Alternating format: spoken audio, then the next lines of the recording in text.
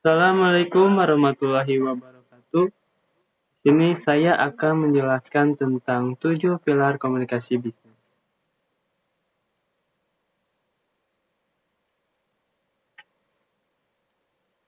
Menurut pandangan Persing, komunikasi bisnis merupakan suatu proses penyampaian arti melalui lambang-lambang yang meliputi keseluruhan unsur-unsur yang memiliki hubungan dengan proses penyampaian dan penerimaan pesan, baik dalam bentuk tulisan, lisan maupun nonverbal yang dilakukan di dalam suatu organisasi untuk membayar seseorang untuk memproduksi barang dan jasa guna mendapatkan keuntungan.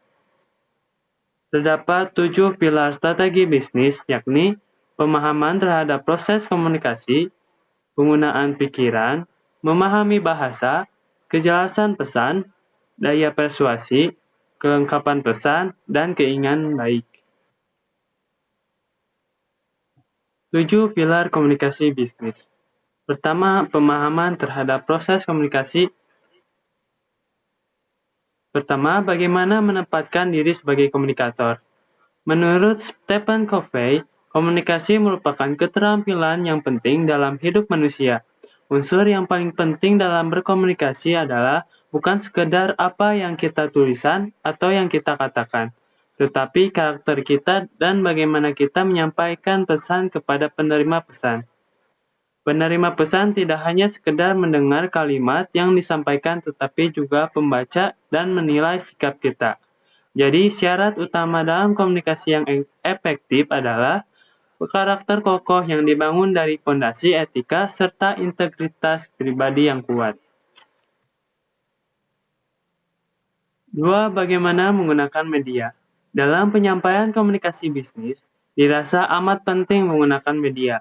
Media adalah suatu alat bantu di dalam penyampaian pesan kepada komunikasi atau audiens. Berhasil tidak hanya pesan yang akan disampaikan oleh komunikator, pengguna media mempunyai peran amat besar. Sejarah penggunaan media dalam berkomunikasi. Pada awalnya, digunakan media masih sangat sederhana, seperti asap dan burung merpati.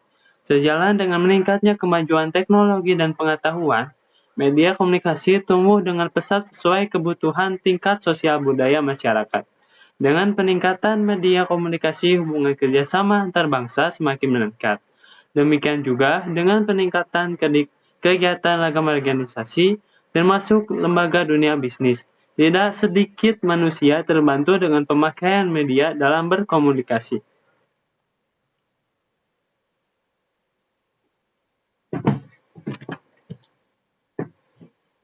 3. Bagaimana menyusun pesan yang terarah? Dalam proses komunikasi, semua pesan atau informasi yang dikirim akan diterima dengan berbagai keadaan dan berbagai perbedaan oleh penerima pesan atau informasi, baik karena perbedaan latar belakang, persepsi, budaya, maupun hal lainnya.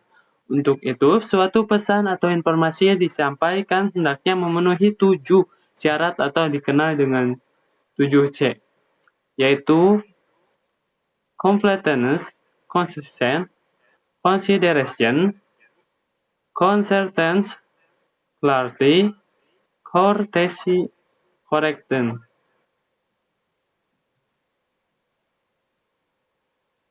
Lalu dalam 7 pilar komunikasi, yang keduanya adalah penggunaan pikiran.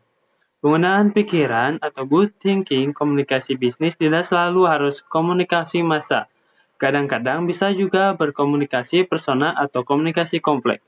Dalam komunikasi sejak awal, kita harus sudah berpikir think before communicate. Sebagai komunikator, kita harus mengontrol proses-proses komunikasi dan feeling yang harus diarahkan agar sesuai dengan jalur yang telah ditentukan. Setelah mengontrol feeling, kemudian ciptakan logik dan sensing, lalu creative thinking. 3. Memahami bahasa. Berkomunikasi dengan orang lain adalah rutinitas kita sehari-hari.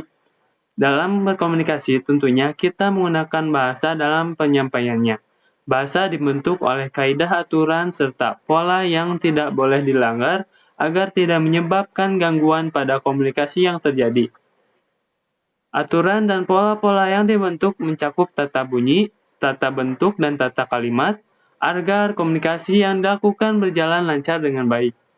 Penerima dan pengirim bahasa harus menguasai bahasanya.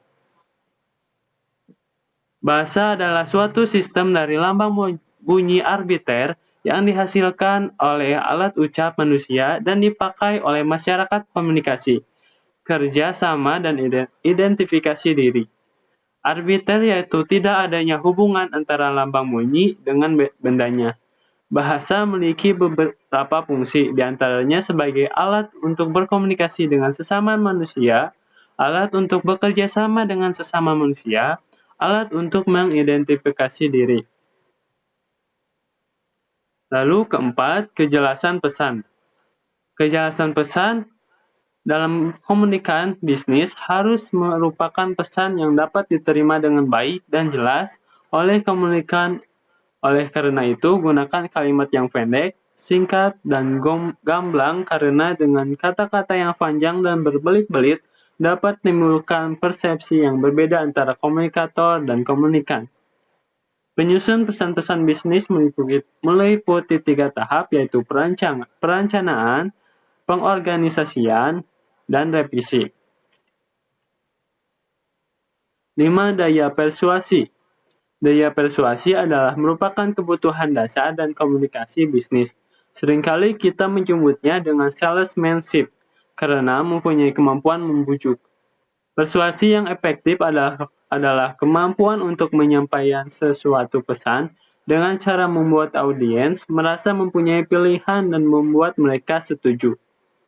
Komunikan persuasif pesannya harus dipersiapkan dengan 1. Seleksi bahan emosional, 2. Penggunaan bahasa yang menyentuh emosi, 3. Mapping the feeling, dan seringkali justru jauhkan logika. Mengembangkan pesan-pesan persuasif. Hal yang penting dalam penyampaian pesan-pesan persuasif adalah komunikator harus mampu meyakinkan audiens bahwa ide yang disampaikan dan dipertanggungjawabkan dan beralasan.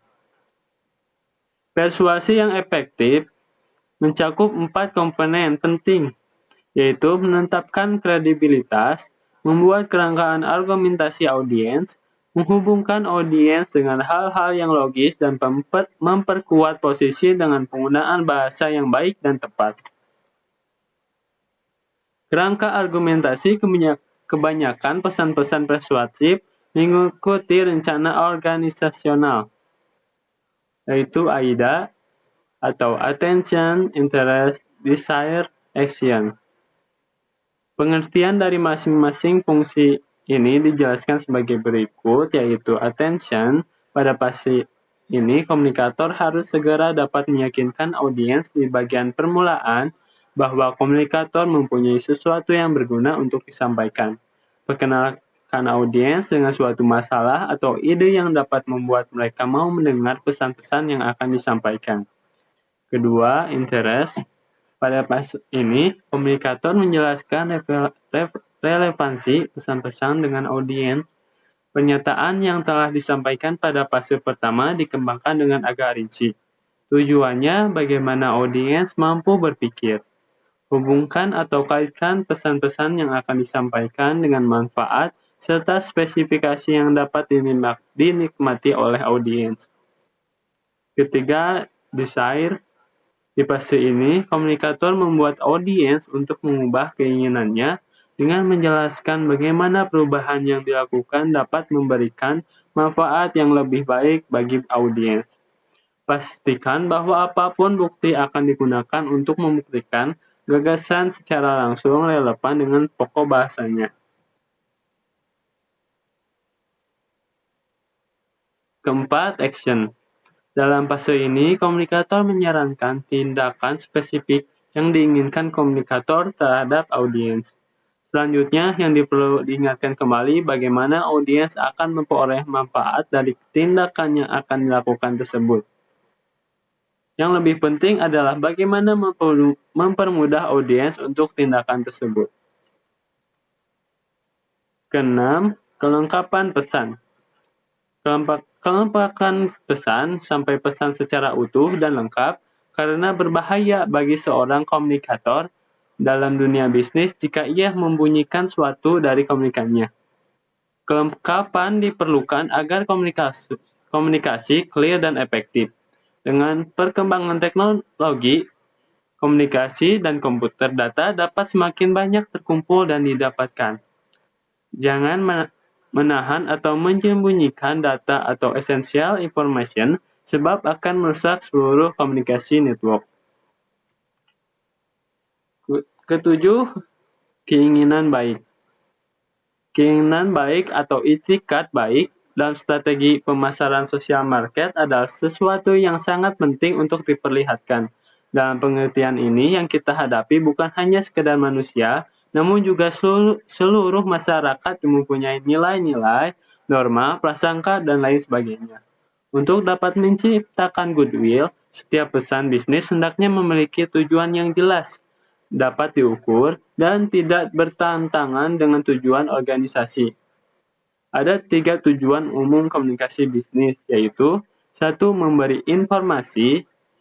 Tujuan pertama dalam komunikasi bisnis adalah memberikan informasi yang berkaitan dengan dunia bisnis kepada pihak lain. Kedua, memujuk atau persuasi. Tujuan kedua komunikasi adalah memberikan persuasi kepada pihak lain agar apa yang disampaikan dapat dipahami dengan baik dan benar. Lalu ketiga, melakukan kerjasama atau kolaborasi. Tujuan ketiga dalam komunikasi bisnis adalah melakukan kolaborasi atau bekerja sama bisnis antara seseorang dengan orang lain. Sekian presentasi dari saya atau penjelasan dari saya. Terima kasih. Wassalamualaikum warahmatullahi wabarakatuh.